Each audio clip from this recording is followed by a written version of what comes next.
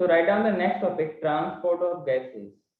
So basically till now we have reached the, या हम लोगों ने अब तक यहाँ तक पढ़ा है कि गैस जो आपके पास रेस्पिरेटरी गैसेस हैं ये अल्वेलाई तक पहुंच चुका है। अब डिफ्यूजन मेम्ब्रेन के थ्रू ये डिफ्यूज होकर के जाएगा ब्लड में। सर वहां पे कैसे वो ट्रांसफर करेगा? तो आपके पास एक आता है टिश्यू, जिसको हम लोग क्या बोलते हैं, कनेक्टिव टिश्यू बोलते हैं, लेकिन ब्लड को हम लोग क्या बोलते हैं, फर्स्ट कनेक्टिव टिश्यू बोलते हैं। ठीक है, इसके लिए एक पॉइंट लिखिएगा आप लोग ब्लड के बारे में। क्लियर है? तो पहले हम लोग लिखेंगे ब्लड को हम लोग क्या बोलते हैं, रिवर ऑफ लाइफ। अगर बॉडी में ब्लड है तो सब कुछ है, नहीं है तो कुछ नहीं है। क्लियर? बॉडी में ब्लड है तो सब कुछ है, नहीं है तो कुछ भी नहीं। कोई दिक्कत? बोलो, अरे बोलो ना। हाँ, जब हम लोग ब्लड की बात करेंगे ना, वैसे हम लोग इसका डिटेल से पढ़ेंगे बॉडी फ्लूइड एंड सर्कुलेशन में। ब्लड का अगर हम लोग ब्लड की बात करें, ब्लड में दो पार्ट होते हैं, एक लिक्विड पार्ट होता है और एक सॉलिड पार्ट होता है। क्लियर है? जो लिक्विड पार्ट होता है उसको हम लोग क्या बोलते हैं, मैट्रिक्स बोलते हैं। Liquid part of blood is called matrix. अब बेसिकली जो मैट्रिक्स होता है ना, ये फाइबर फ्री होता है। कैसा होता है? फाइबर फ्री होता है। मतलब बेसिकली इसमें प्लाज्मा होती है। क्या होती है? प्लाज्मा। यस? अरे बोलो तो। यस। जो दूसरा सॉलिड पार्ट होता है, दूसरा सॉलिड पार्ट होता है, उसको हम लोग क्या बोलेंगे, बोलिए? Blood corpuscles. क्या बोलेंगे? ब्लड कॉर्पस, मतलब ब्लड के सेल्स। अरे बात समझ में आई? अब पूरे के पूरे ब्लड का ये जो मैट्रिक्स मतलब प्लाज्मा होती है, ये 55% होती है। कितनी होती है? 55%। और ये कितनी होती है? 45%। इस 45% में आपके पास क्या क्या होगा बताइए, कोई बताएगा क्या मुझे? अरे WBC BC, होगा। हाँ, WBC होगा, RBC होगा, भले बताइए। और लास्ट में प्लेटलेट्स। प्लेटलेट्स। हाँ कि ना? कोई दिक्कत है तो बताइए। अब वो जो गैसेस हैं, कुछ तो उसमें डिसॉल्व हो जाएगा, कुछ तो कंबाइन करके ट्रांसफर होगा। क्या इतनी बात क्लियर है? तो इसमें नेक्स्ट पॉइंट लिखेंगे, blood is the only medium through which gases are transported from alveoli to the tissue और the cells. Clear? Blood is the medium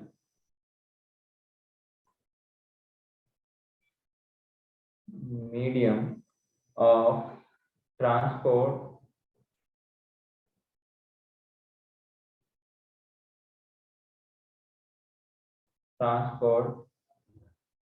for O2 and CO2। Clear है? तो इसमें जो O2 होगी आपके पास, मतलब जो ऑक्सीजन जाएगा, बेसिकली हमने पढ़ा था कि ऑक्सीजन की सोल्युबिलिटी कार्बन डाइऑक्साइड कंपेयर में 20 to 25 टाइम्स कम होती है। अरे याद है क्या? सोल्युबिलिटी ऑफ, आपने गैसेस में पढ़ा होगा अलग अलग गैसेस की सोल्युबिलिटी ना, तो CO2 की सोल्युबिलिटी कितना, 20 to 25 टाइम्स O2 से ज्यादा होती है। इसका मतलब सर ये तो क्या क्लियर है कि जो O2 है वो तो कंबाइन लेके जाएगा किसके साथ, हीमोग्लोबिन के साथ। वहीं पर CO2 का जो मैक्सिमम पार्ट होगा वो डिजोल्व होके जाएगा। मैंने आपको एक पिक्चर भेजा था, एक मतलब एक शॉर्ट नोट करके भेजा था डायग्रामेटिक, वो क्लास 7 का पॉइंट है। क्या हम आपको उस पॉइंट में क्या लिखा हुआ है कि जब हम लोग एयर इनहेल करते हैं, व्हेन वी इनहेल एयर, उस टाइम क्या होती है, क्या सिर्फ ऑक्सीजन अंदर जाता है या कुछ और भी जाता है?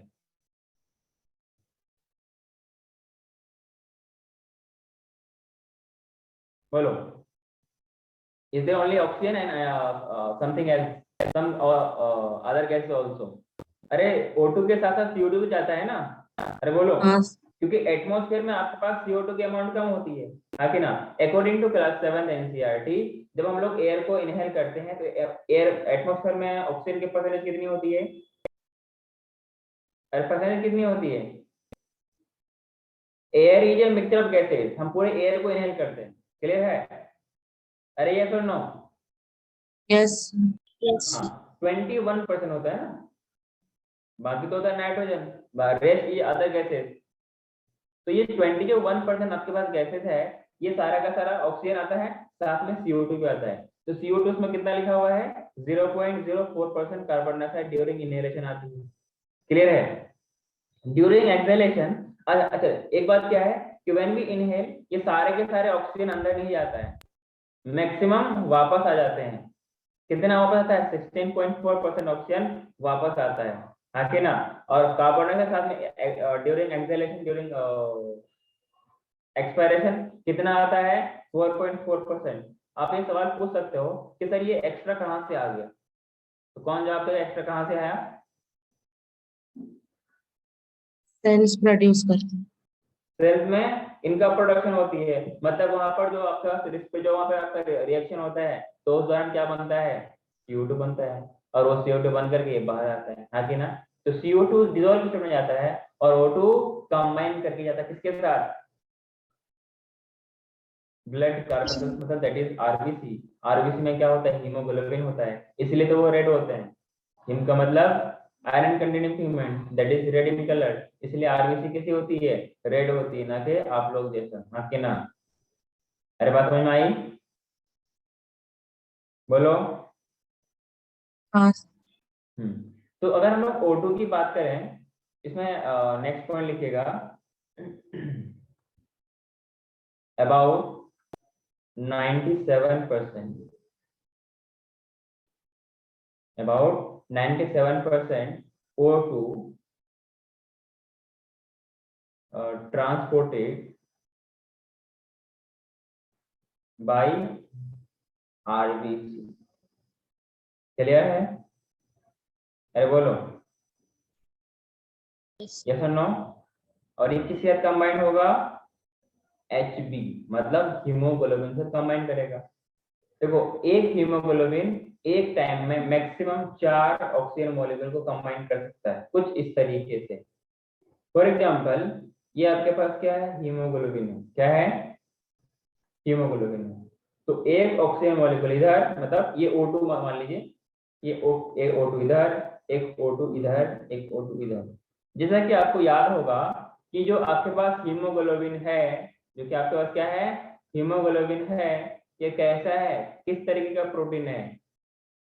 Primary, secondary, tertiary, quaternary?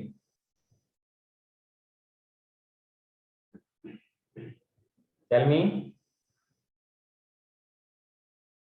which types of protein is this? अरे किस तरीके का स्ट्रक्चर है ये? Primary, secondary, tertiary, quaternary? Quaternary.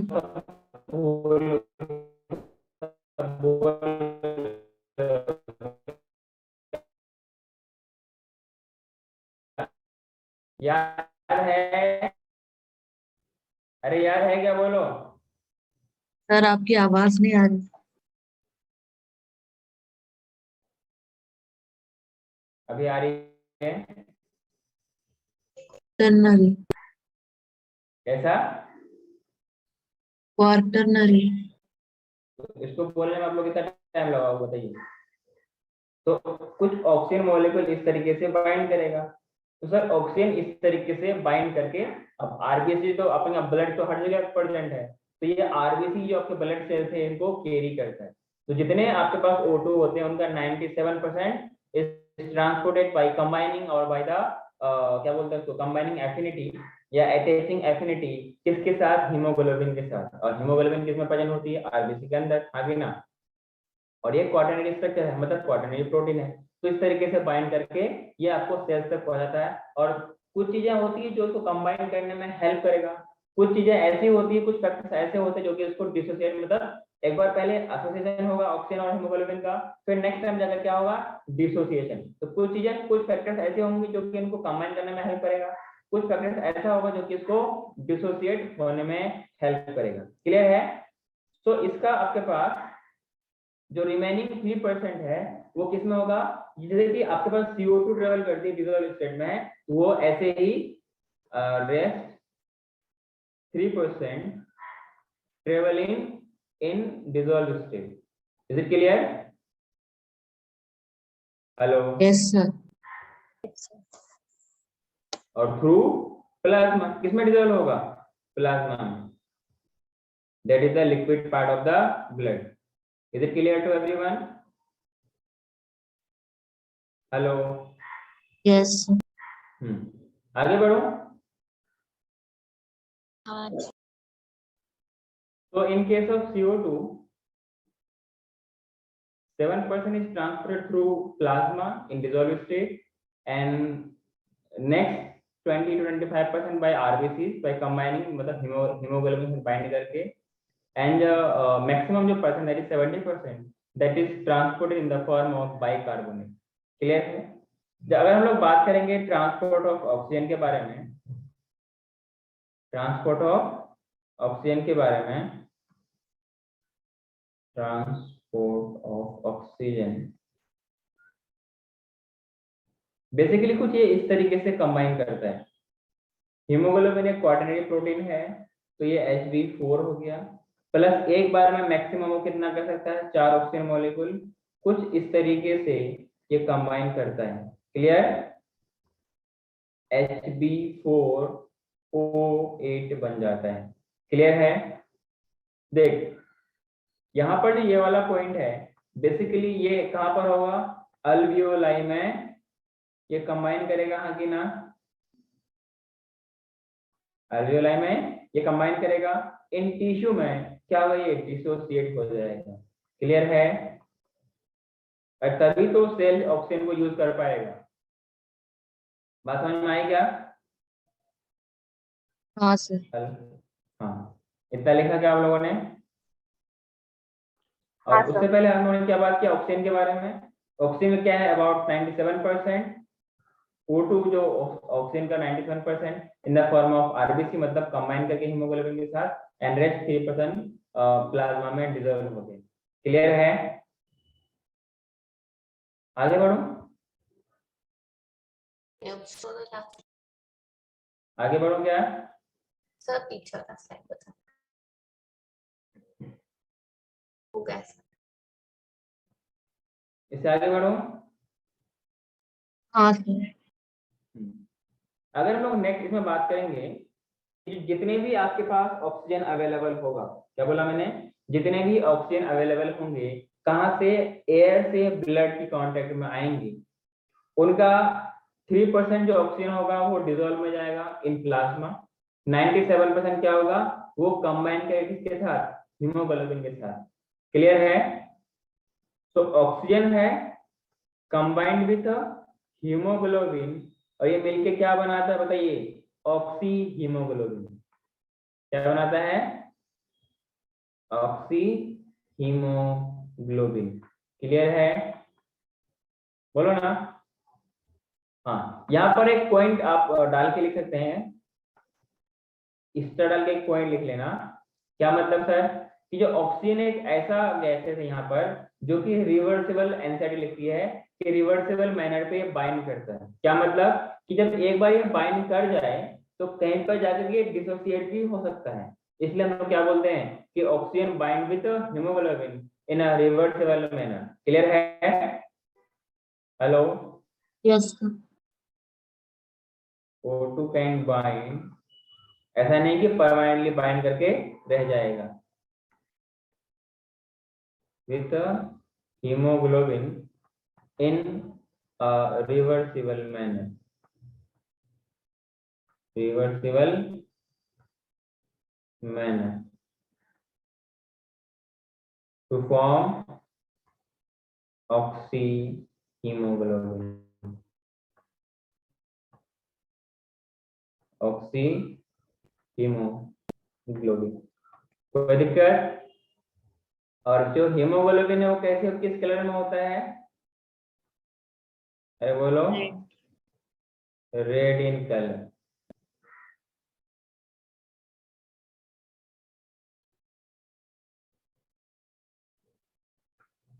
Due to iron, आगे ना आयरन कंटेनिंग पिगमेंट है, that is haemoglobin present in RBC. Clear है? जो आपके पास हीमोग्लोबिन है, बेसिकली इट हैज 4 यूनिट्स। आगे ना it has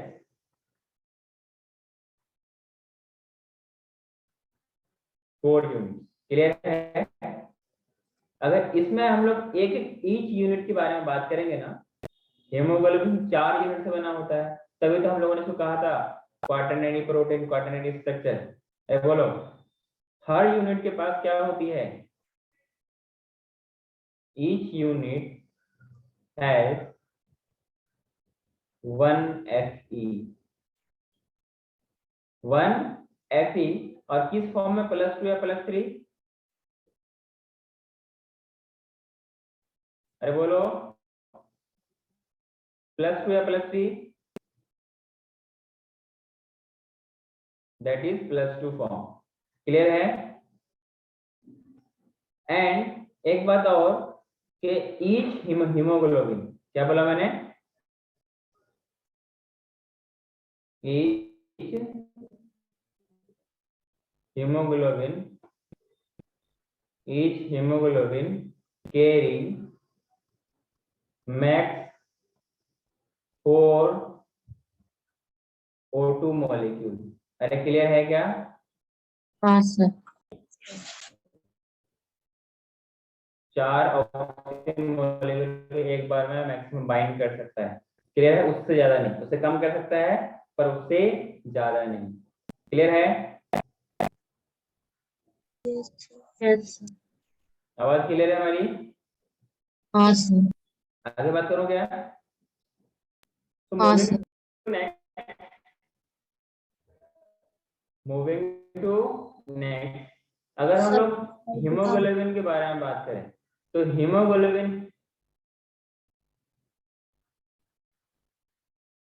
done. Yes sir. अगर हम लोग हीमोग्लोबिन के बारे में बात करें, इनका इनका 1 ग्राम ऑफ हीमोग्लोबिन जो ऑक्सीजन को ट्रांसपोर्ट करता है, इट इज अराउंड 1.34 ml या 1.34 cc। क्लियर? तो 1 gram of HB, that is haemoglobin, transport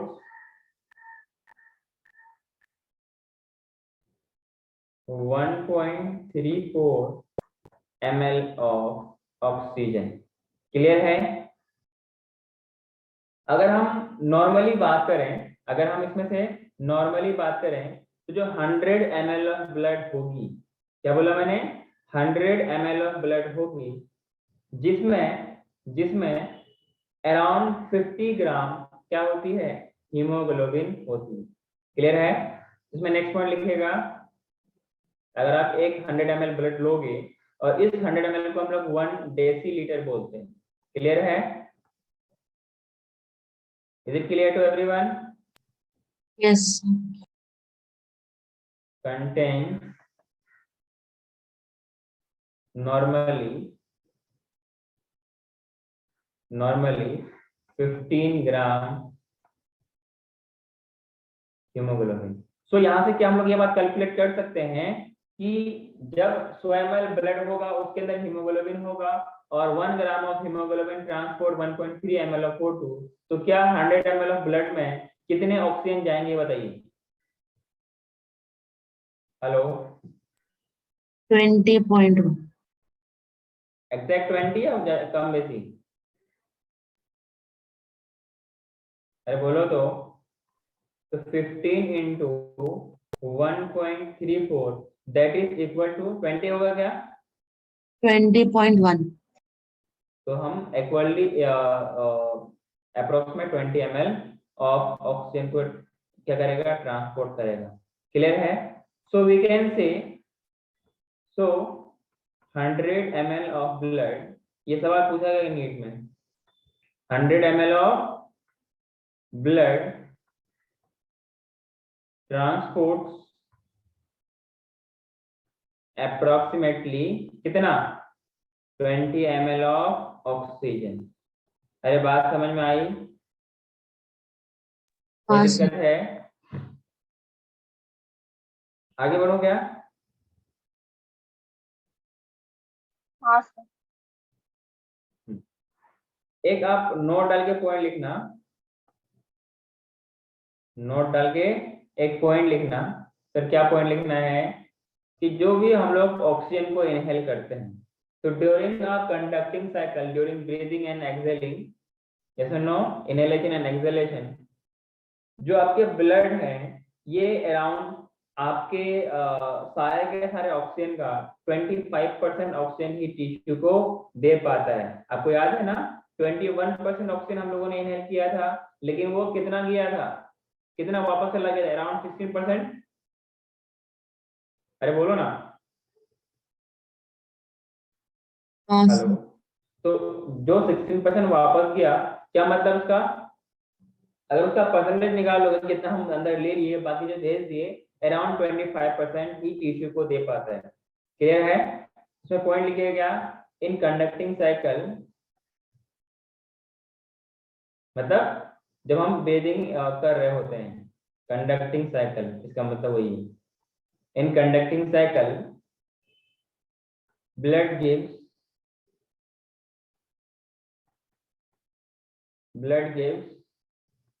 its 25% O2 to tissue. Clear है? ओनली 25% O2 टिश्यू को दे पाता है। क्लियर है क्या यहाँ तक? तो यहाँ से एक बात हम लोग कैलकुलेट कर सकते हैं।